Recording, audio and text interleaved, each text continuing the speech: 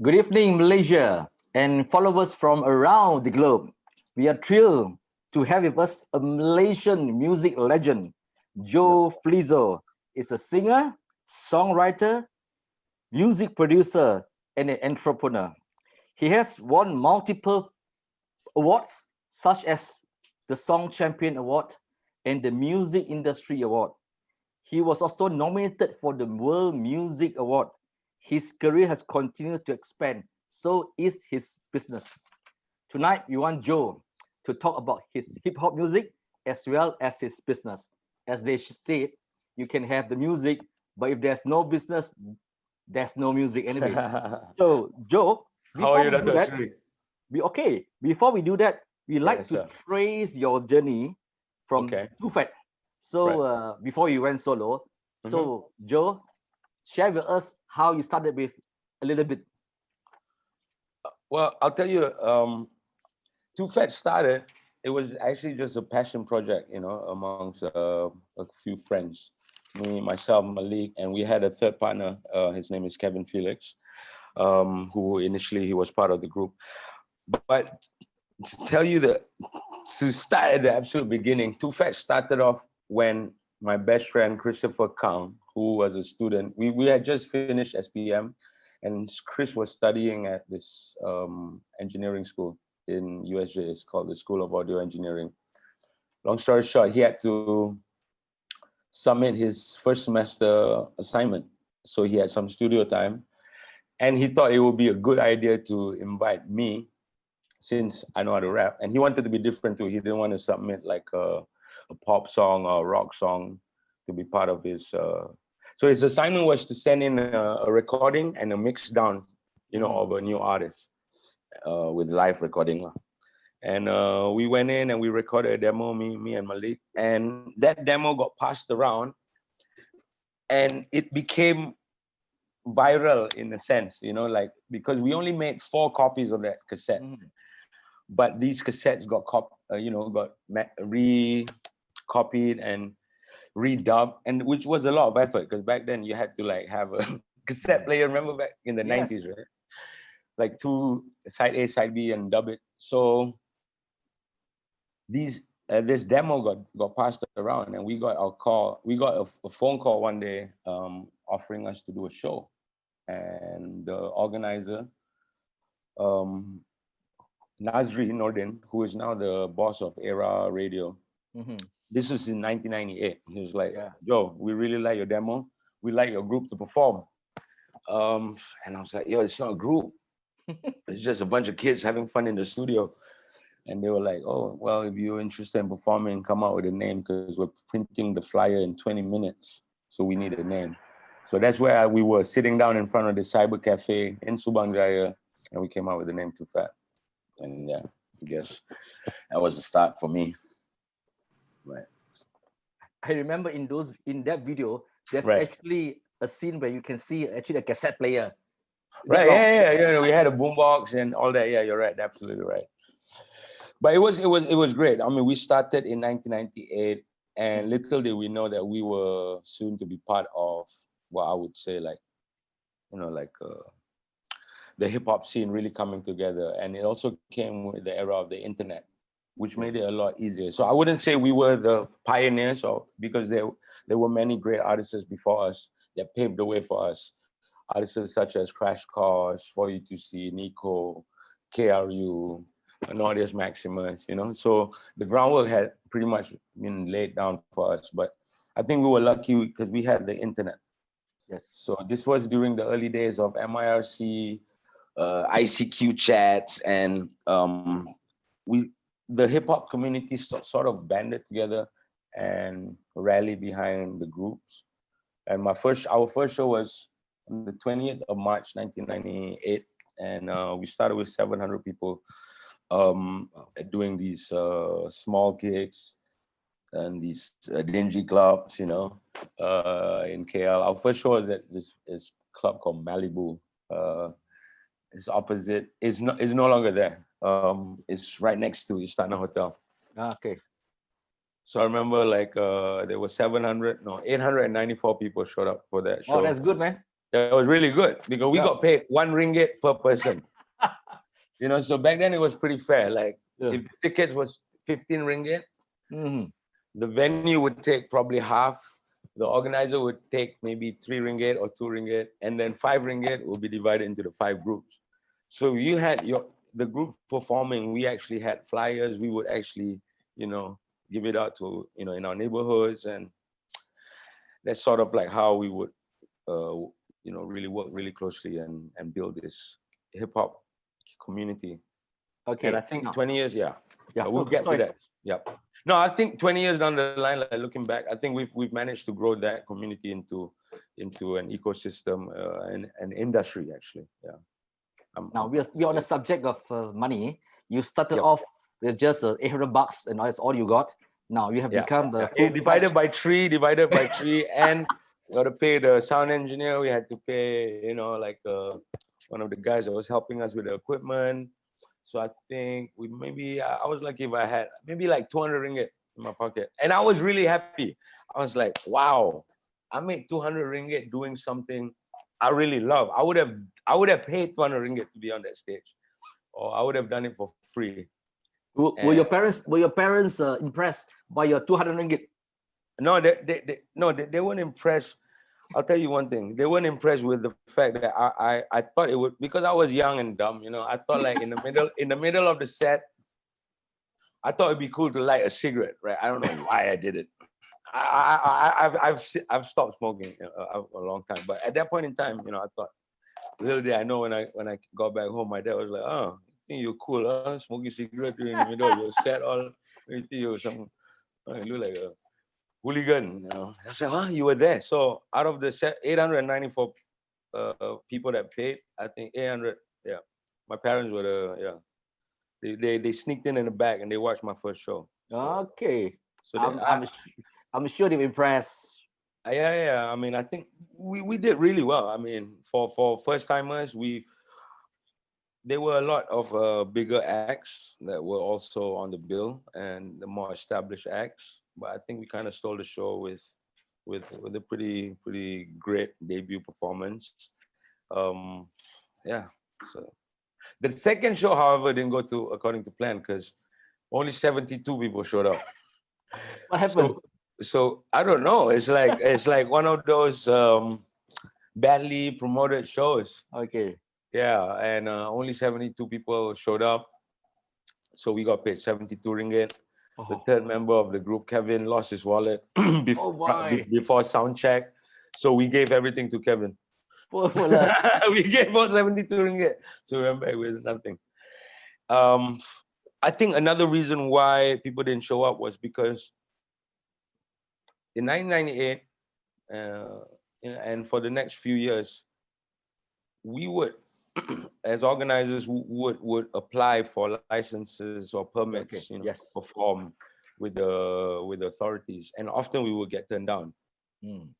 because there was a lot of negativity that came not just with hip hop music, but with anything to do with youth that involve music and performances and large gatherings. Yeah. You know, although we always made the necessary, we took all the necessary steps, even above and beyond. Like for instance, there would never be alcohol at any of these events, none. I think throughout our entire journey in the underground, there was not even one event that had served alcohol. But despite us, you know, playing by the rules and often, like I said, you know, doing more than we even should, we will often get turned down. So some gigs would get raided. Some gigs, they'd be like rumors of, you know, oh yeah, it's not gonna happen because they didn't get their permits.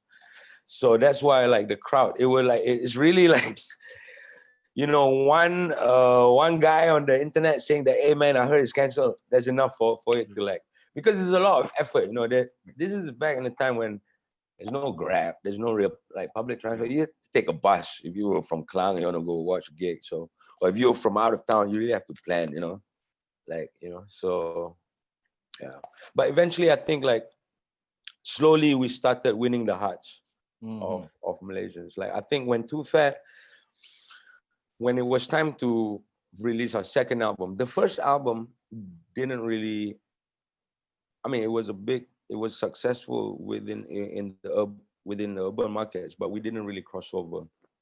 And that's when we realized, like, okay, we want to, I think it's important for us to show or to create an identity or create a sound for Malaysian hip hop.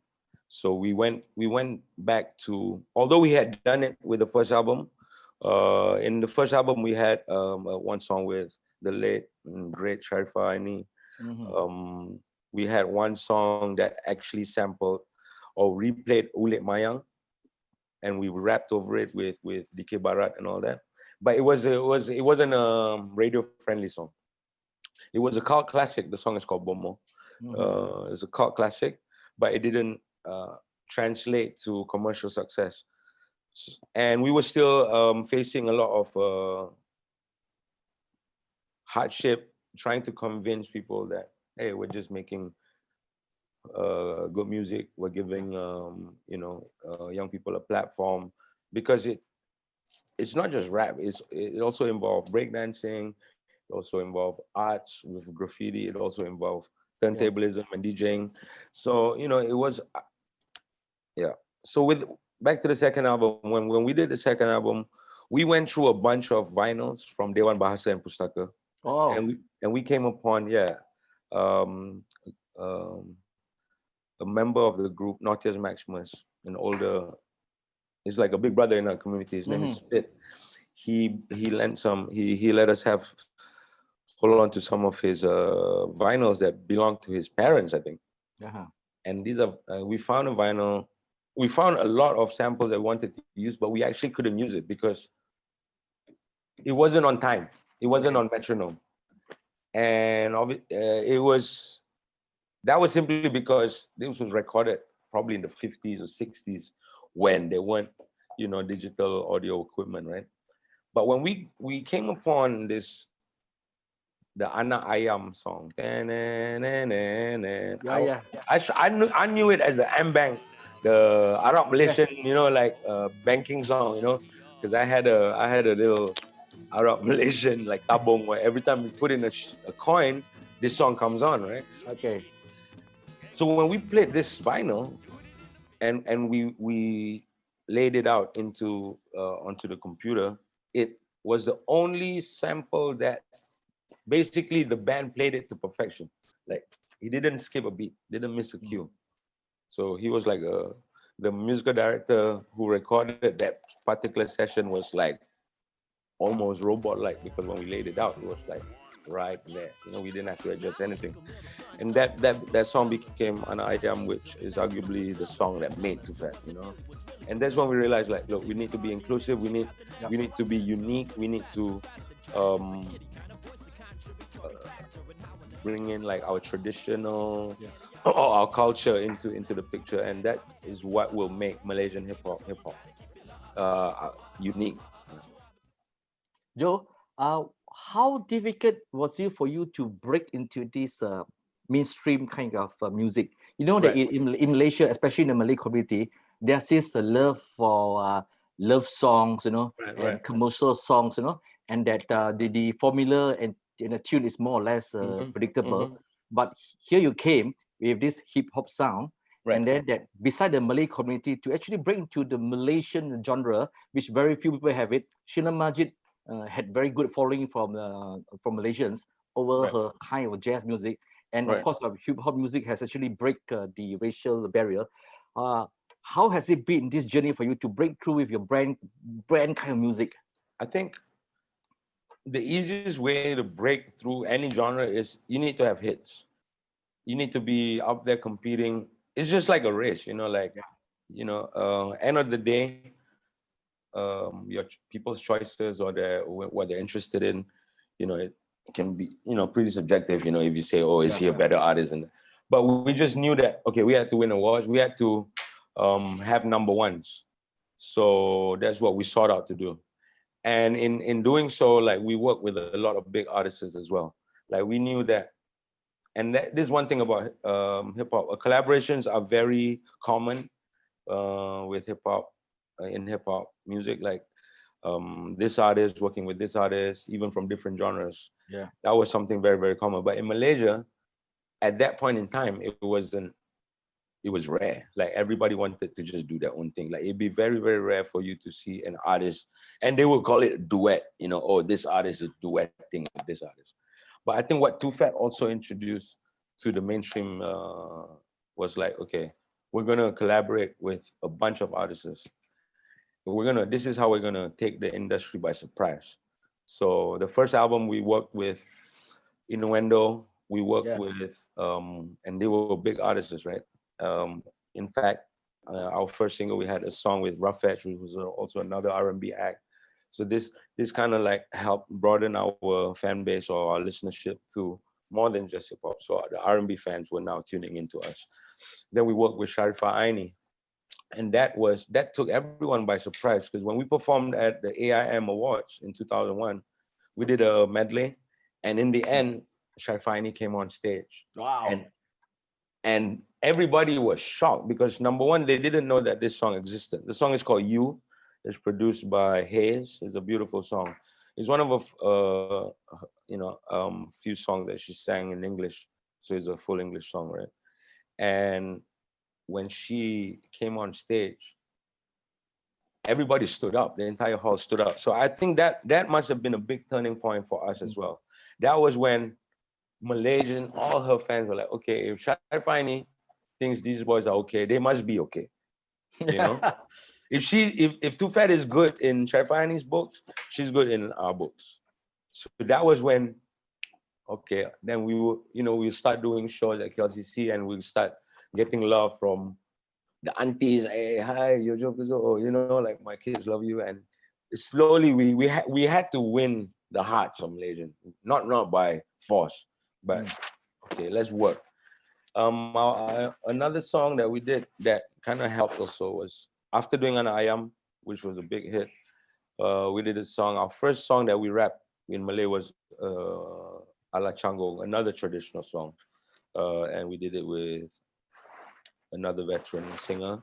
Um, uh, Later on, we had a big hit in the form of Alhamdulillah with Yasin. Yes. Yes, so that was also like, I think that was our first big hit, on the mainstream charts. Collaborating with a national group, Mhm. did it help you in terms of being accepted? Oh, this is kosher, they're okay. I think the magnifying glass was definitely on the song, because but I think we surprised many by the song is called Alhamdulillah, but it's also about repentance, and it's all about, I wouldn't use the word repentance. It's about self-reflection, So in the song, we had already said all the things that we're guilty of. I'm guilty of this. I'm guilty of, just being a party animal. I'm guilty of doing this. I'm guilty of this. But this is me reflecting. So straight away, like from that point of view, like I think the song, if definitely has, is one of the most important hip hop songs. And I'm not saying this because I kind of wrote it, but it was really important. We knew what we had to do with this song. Okay, I'll tell you the story of this song because it wasn't. It was initially meant for another national group. Okay. A national group. I'm not going to mention the group, but the biggest national group at that point in time. So they were recording at the same studio we were recording.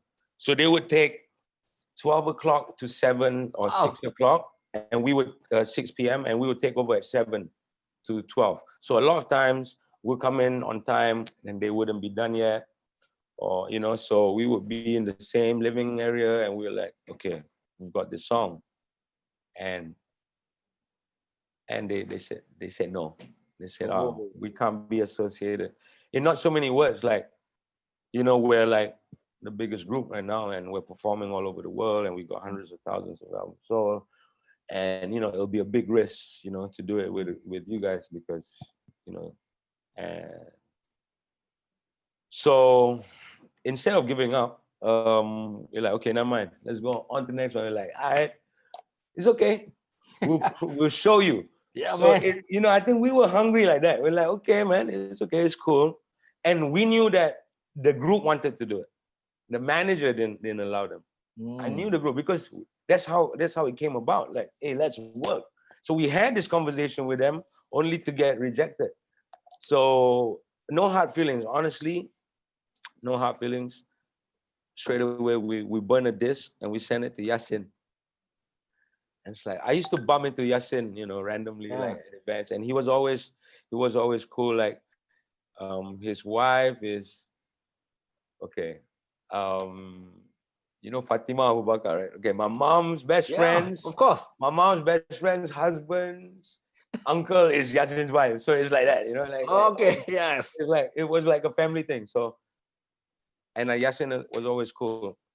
So when we gave him the CD, we didn't hear from him for like 2 days. And next thing you know, we receive a CD in return. Like, it's done. It's Wow. recorded. Like, he recorded because Yasin spent a lot of time in the Middle East. So his grasp of the language is, excellent, right? So he just wrote this entire hook in Arabic. And I was like, Oh. what does this? It just sounds so, right. And yeah, that's when the song came together. So we recorded the first version of Alhamdulillah is actually in English. Ah, okay. Yeah. That's interesting. And the first version, and a lot of people were unaware of this. Yes. So when the song came out, and then we just thought to ourselves, like, okay, it didn't really work out. We didn't even put it out as a single, but the album had come out and it didn't really pick up. The stations didn't pick up the English version of Alhamdulillah. So what we did was 6 months later, we went into the studio and we recorded a full Malay version. And we worked with the top. I mean, she's still number one in my books. Indonesian actress, who's a friend, Dian Sastro Wirdoyo. At that time, she just had a movie, Ada Apa Dengan Cinta, that just came out, and that was like the biggest movie in a long time, right? So Dian was like a superstar. So, and she's a friend, so we got her into the studio. And I didn't even know that Dian was a poet. She writes poetry. Oh. So she was like, hey, I got this poetry. And she just read this bit that she wrote. And we were just blown away. And that's how it became Alhamdulillah featuring Dian Sastro and, Dali Alipike, of course, and also Yasin. So it starts off with Dian Sastro saying a poetry, di saat waktu berhenti kosong, dimensi membutakan mata, memedangkan telinga. I'm like, wow, it's so deep. I just felt like, okay. And yeah, so that song became huge in Malaysia, became huge in Indonesia. That album, we had a number one album for 64 weeks on the RIM charts.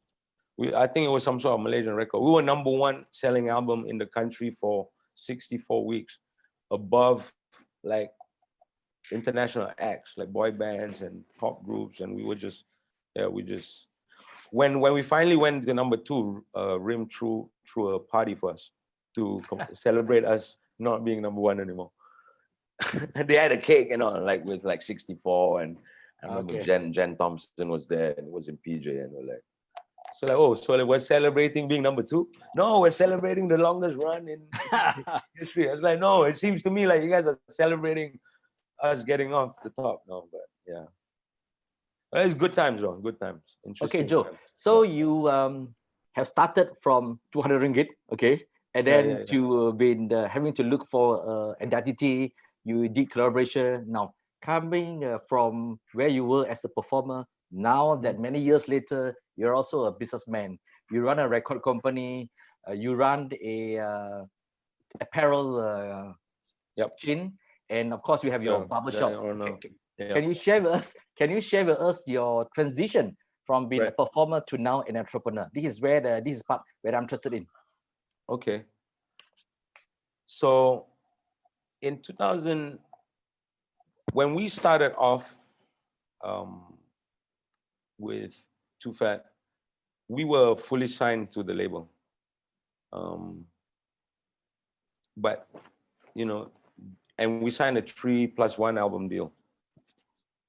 Yeah. Or 2+1 album deal. I think it was a 2+1. um, when the contract was coming to an end, I just saw like the label that we were with, EMI. I saw that EMI was also headed, to, I don't know. I didn't know where EMI was headed, but I just had a bad feeling. And I just saw that artists were being dropped just like that. No emotions, no hard feelings. Like, okay, you guys not selling, boom.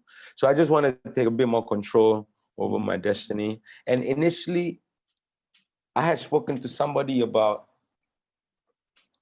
a certain veteran artist that, even his family doesn't have access to his music or needs to get cleared.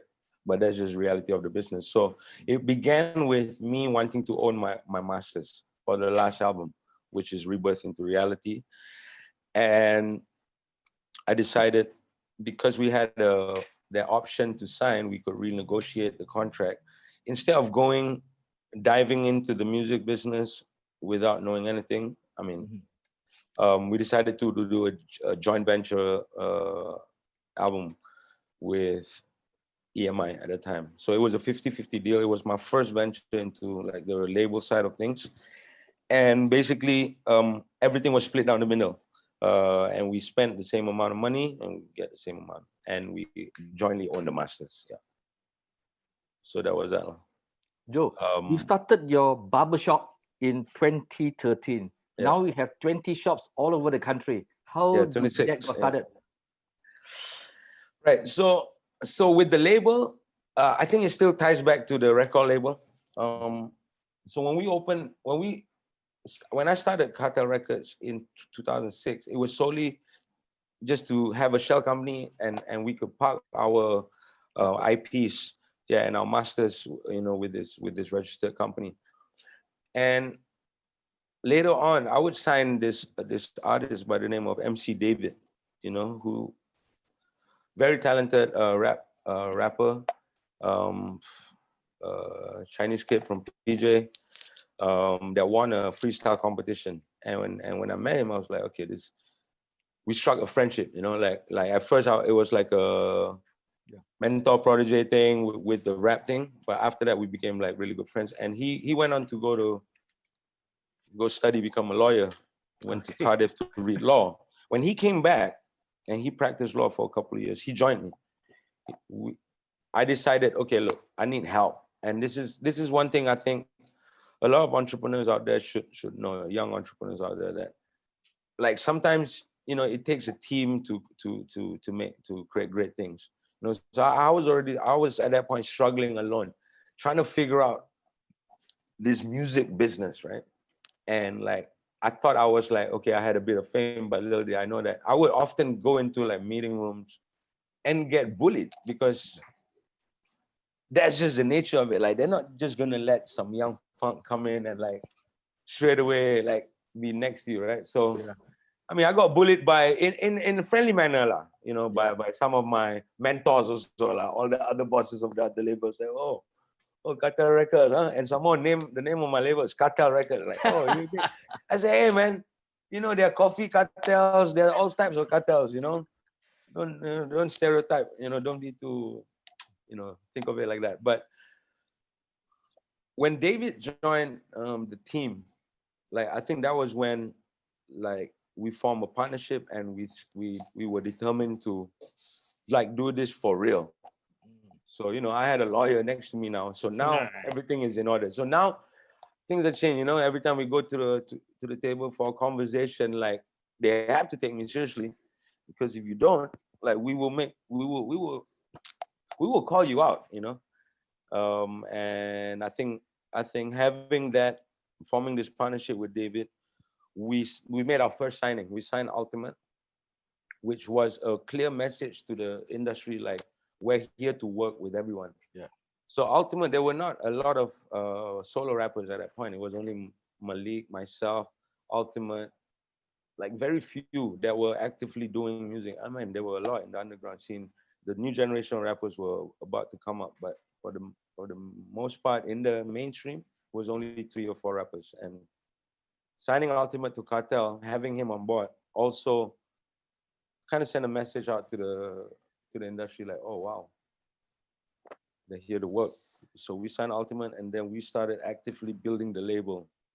Um, but running a music label is not the easiest thing, especially running a rap label. And to be honest, like, and I can share this with you now, like it, the business was good, but the money was coming in slow. Okay. And it was always based on like we would spend, let's say we spend X amount of money on an album, videos out, like you would see that money maybe a year later. Wow. Yeah, because you have to wait for the sales, you have to wait for the streams, and this is also at a peculiar time when sales were pretty much non-existent, but also like we didn't really know how to monetize or from the digital. I think Spotify and all these weren't there yet, so it was only iTunes, caller ringtones. So it was like really like cowboy town now for music. It's like the traditional way of collecting revenue, it wasn't there anymore, which is selling CDs and cassettes. So people were scrambling and trying to figure out the modules. So that's when we went into, like, when we did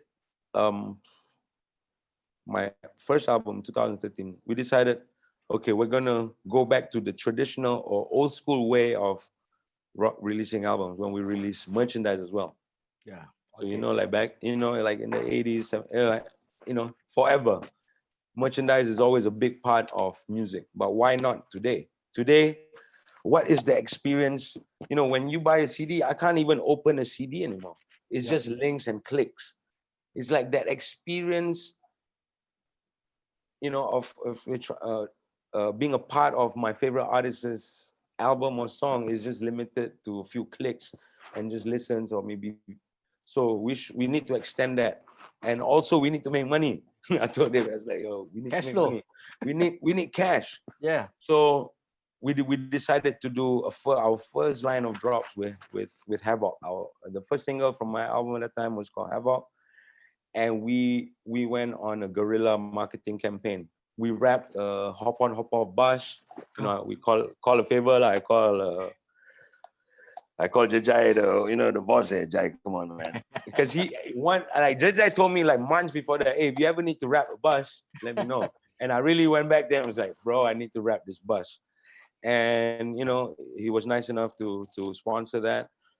We did graffiti walls. We were going to all the walls with along signs, and we were going over them. Because we figured that, okay, if the police are gonna let these along, might as well at least we're doing something for the community. We're going over the along. Yeah. The along posters and next to the highways and all that, right? And we went. At that time, Instagram just introduced Instagram Insta stories, and videos. So we did a lot of guerrilla marketing.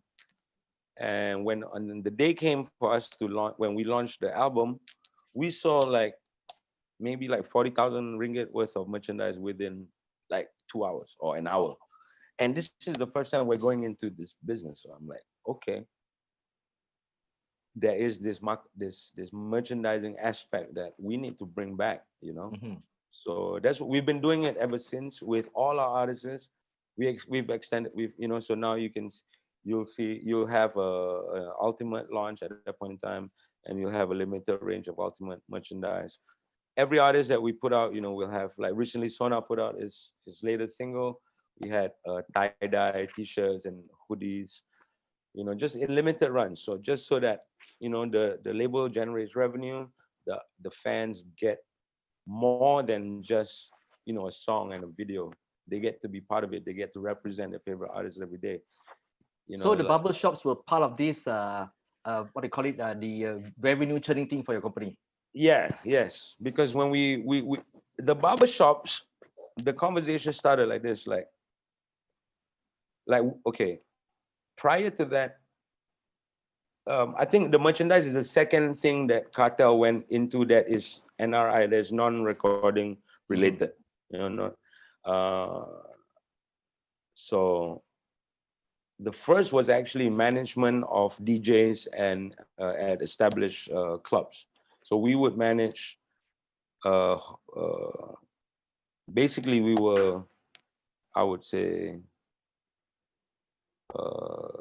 I wouldn't say organizers of events, but we would manage certain nights. So we would supply DJs to clubs. So that was kind of like bread and butter of what we did. So we managed a whole DJ team. We at one point we had 15 DJs, and we were pretty much very heavily involved in the Malaysian like nightlife scene. Yeah. You know, but that was getting tiring as well. And we wanted, eventually we passed on the entire business to our DJs to I see. run Okay. independently. Like I told David, I said, okay, I can't do this anymore. I mean, I can't be managing DJs in the club. You know, like I don't want to be in the club at night every night for like 5 years. I've been doing it for how long already? So when we during the entire time bringing down DJs, like DJs would always like want, like we always have requests from artists, because sometimes we will bring in international acts as well, and they want haircuts. Okay. And I would always bring my barber, you know, to either the hotels or the venue. So I had already had a personal barber. I've had a personal barber when I was still singing, because I never had the time to, you know, sometimes you just need a haircut, or I used to have cornrows, so I needed my hair braided. So I've always been that guy, probably the only guy with a personal barber, you know. And eventually, like so if I'm free, I would go to the barber. The barber is in front of FAM in Okay. Kelana Jaya. Okay, Okay. my barber's name was Siva. Now he went back to India already. But this guy, he cut hair for like, he even cut Flow Rider's hair. He cut hair for like a lot of like, you know, top DJs and for artists, rappers from all over. So I knew that I had this, I knew how to spot like talent with barbers, because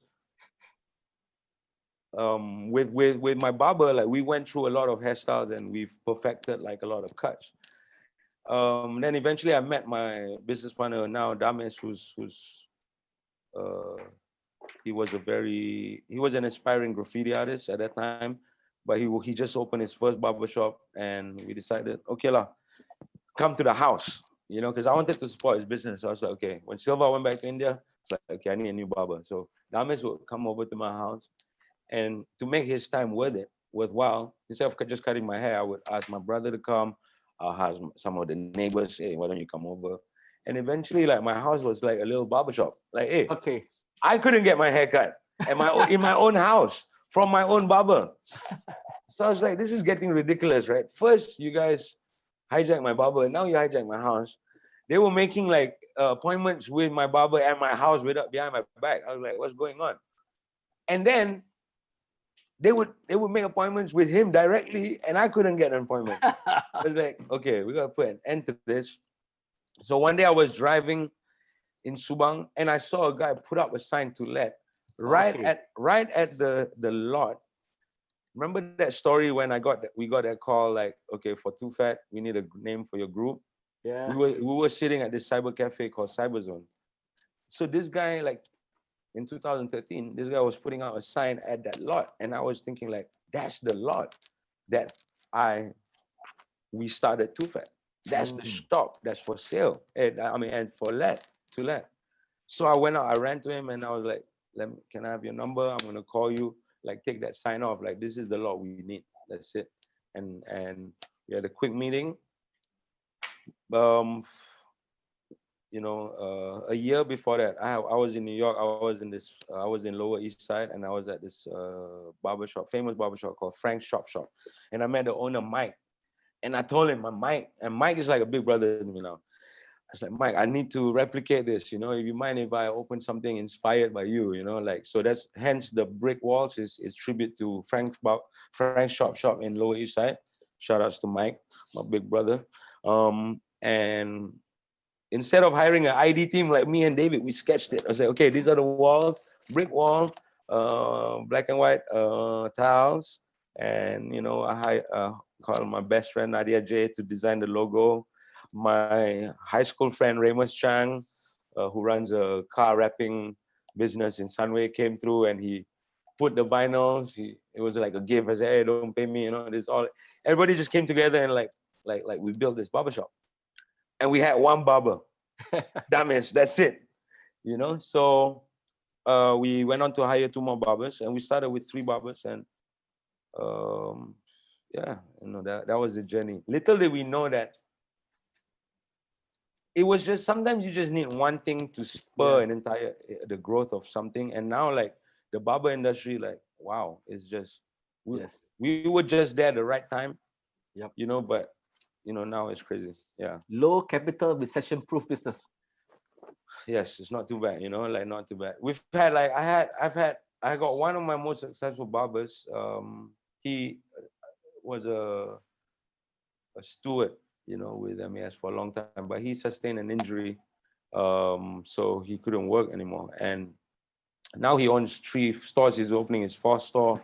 He also owns Joe's. He runs Joe's barber school with us.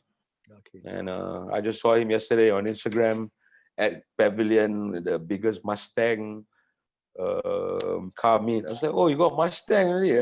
Not bad, huh, this guy? Not bad, like we it's also an opportunity, like we managed to provide like job opportunities for people who never knew that they could pick up a skill. Actually, anybody can cut hair. It's just a matter of learning something new and practicing and perfecting it. So Joe, like you say, yeah. Sorry, how often do you have to shave your head? I shave my head every day in the morning. I have my own. I use a Gillette Mac 3 and some shit. The irony of it is when I opened my first shop, I started to see my hairline also receding. I don't know, because pening kepala from the shop, opening the shop, or it was just time.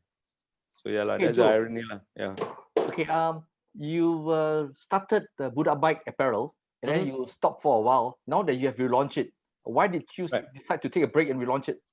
Okay, so I'll tell you the story about Budak Bike. Like, again, back the same way Havoc had Havoc t-shirts and Havoc merchandise, and we sold like quite a bit during our launch. We did the same thing with Bike.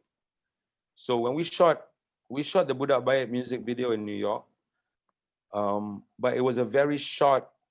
We didn't have much footage, or rather, it was just me walking around Brooklyn, and it was actually a hit and run shoot. We spent all the money on Upper Kaaba for all our.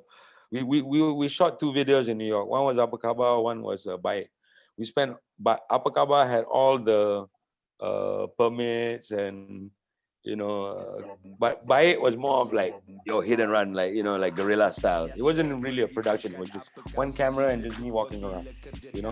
So we wanted to make the video more Malaysian. So we invited, we shot scenes in a studio with Malaysian celebrities and friends here. So we featured Sharpa Amani was in the video. We had Miss Universe, Malaysia was there. Nabil, a lot of people. And we printed t-shirts. Budak Baik, this exact logo right here. Nice. I got a graffiti writer to come kind of like sketch his logo, and we printed t-shirts, right? So this time we learned from our mistake of like not making enough clothes. So when the video dropped, we did a store takeover in Bangsa, in Telawi, just above Social, right? And in front of Bangsa Village, there's a skate shop upstairs called Crooks. So normally people do pop-up shops, right? So initially the owner said, okay, let's do a pop-up store here. So I was like, no, I don't like this idea of a pop-up store. So I came out with this concept called store takeover, meaning he put everything that he has in his shop in his store, and the only inventory that was sold that day was Budak Baik clothes. Okay, so it's like, so we announced a store takeover, and we had printed a bit more than we did the first round. My manager was shouting at me, Yanis, because I told her to come over to just help out. I said, hey, why don't you come help out a bit with the merchandise? When I got there, she was already screaming on the phone because there was like 500 kids. The line formed all the way to, like, I want to say the mosque, but not really the mosque. But it was a long line, and we had like kids with their parents lining up. So we went to we were supposed to get help from Rela, but when we went to the police booth, they were like, Joe, I think you need the policeman. So big shout out to the abang police in Bangsa for helping me out. So they had to dispatch four members from the unit to take care of this crowd because it's so big. They've never seen anything like this in Bangsa. They've never seen anything like this. So Budak Baik, safe to say we sold out the entire shop. Everything that we printed, we sold, and again, I was like, okay. So I was telling David and my team, like, this maybe Baik has a life of its own, because instead of just writing Baik, we put Budak Baik. And I feel like every Malaysian can relate to that term, Budak Baik. Hey, don't be jahat, don't be naughty, be Budak Baik. You're told to be Baik in school, you're told to be Baik and at the same time, when you spell it wrong, that's already you jahat already. Actually. So it's, like, I feel like the Budak Baik in itself, I think this brand can grow. Yeah. So after that, we opened our online store, then we opened our first store in Subanjaya.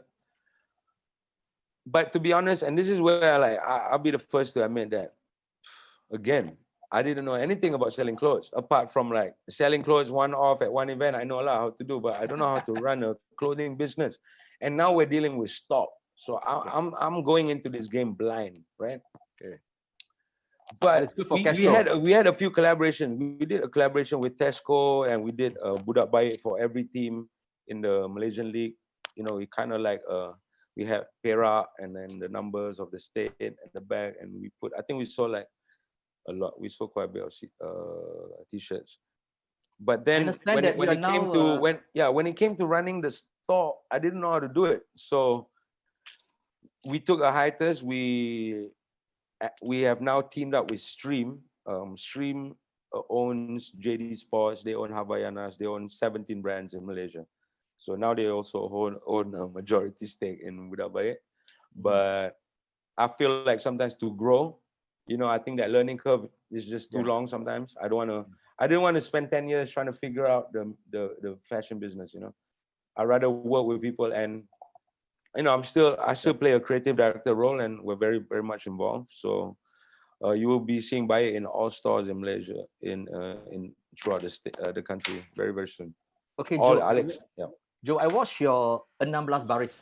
I really like it. Okay, thank you, sir. I only like the women rappers. Okay, sorry. So I know which episodes you like. So I really like Kayla, right? Kayla. And what's the name of the woman she was rapping about? TTDI. She was in TDI. Hani Madu. Yes, I like this too. Yes. Okay. Definitely did not like the guys. I'm sorry. Okay. Okay. Will there be more episodes of 16 Baris? It's really cool. Thank you very much. Okay, so after 16 Baris, which we shot entirely in our Subanjaya barbershop, we did season 2, and we also franchised 16 Baris expand. So we have a 16 Baris Thai version.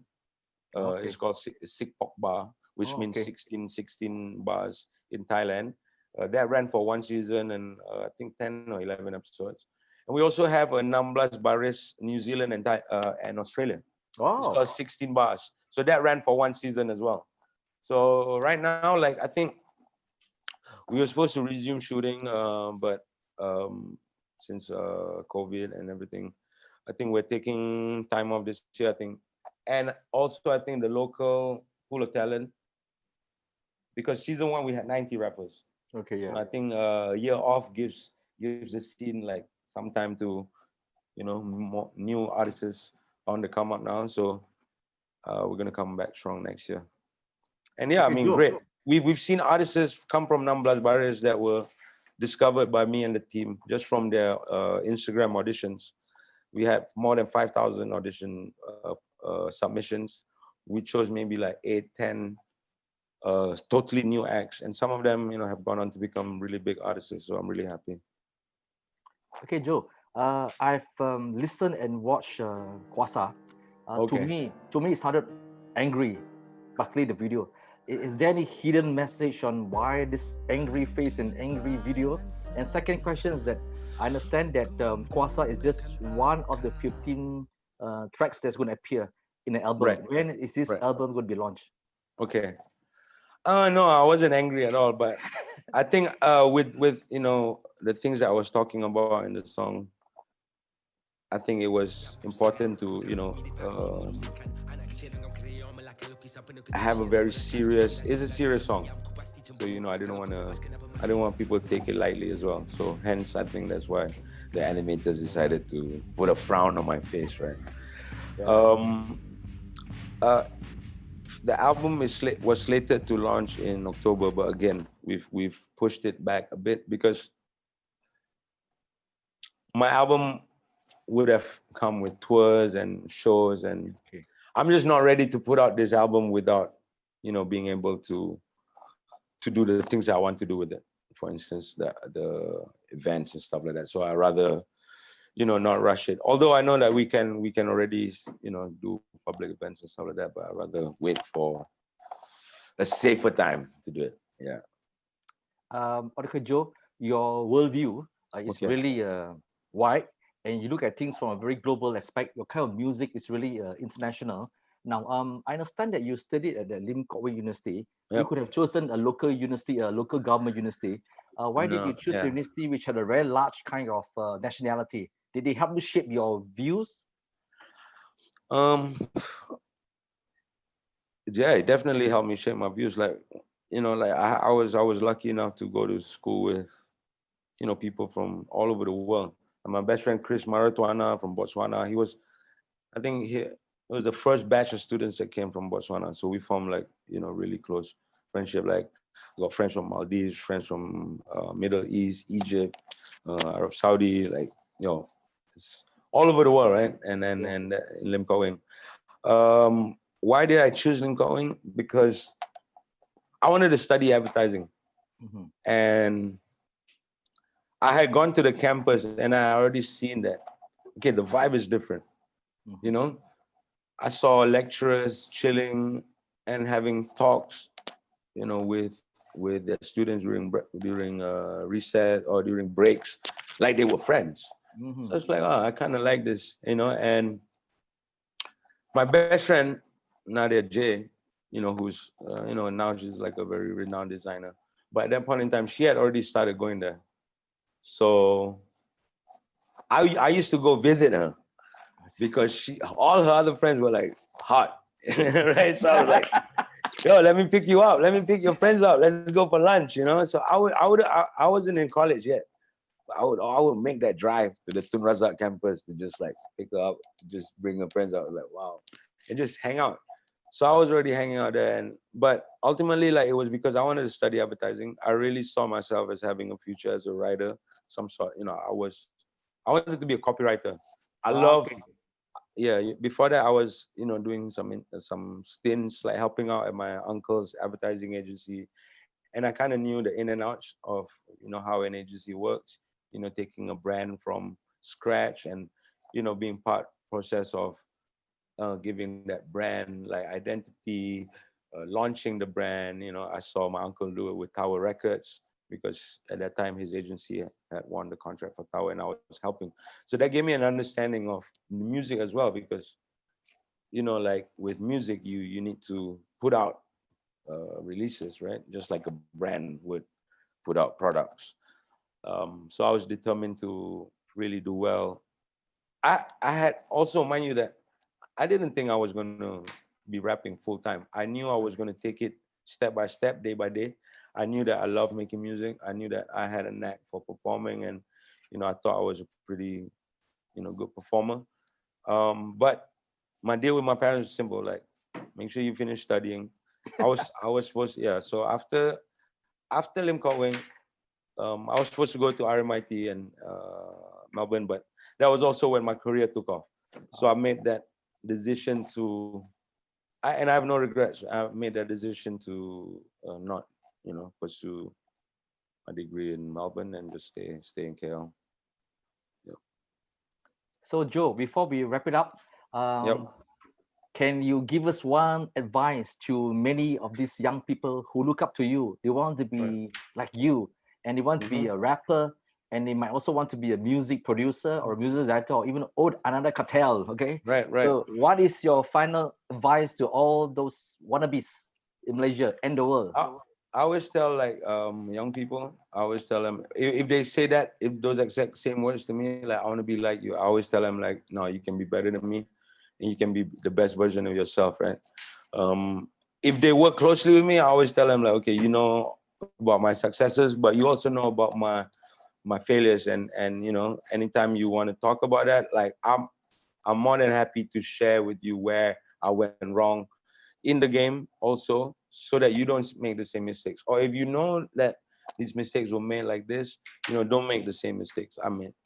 But it's also very important, if you're a singer, if you're doing anything that is, you know, is perceived by, you know, maybe the public as something with no future, but you believe, you know that, you know, it will happen, it will work someday. Just keep believing that dream. But with all dreams, you know, also comes hard work, and with all dreams you need to have a plan. So have your um you know, long-term journey planned out, have your short-term plans as well, and every day work, do something, one thing, two things, three things that will contribute to that journey, you know, to that destination in the end. And nothing beats hard work, I guess. And thank you, sir, for, you know, Thank you. this interview. I feel so honored to be interviewed by you, sir. Thank And you. I will be a Budak bite for sure. okay, thank you very much. And next Thank time I you. see you in BSC, I will say hello to you. Definitely. Okay, sir. All right. Okay. To followers, finally, we wish to say thank you, Joe, for spending an hour with us. That's really long. No He will have problem. asked a lot of money for this. Okay. No lah. So please like, follow, share RealChunWai. Thank you. Good night. Thanks, Joe. Please.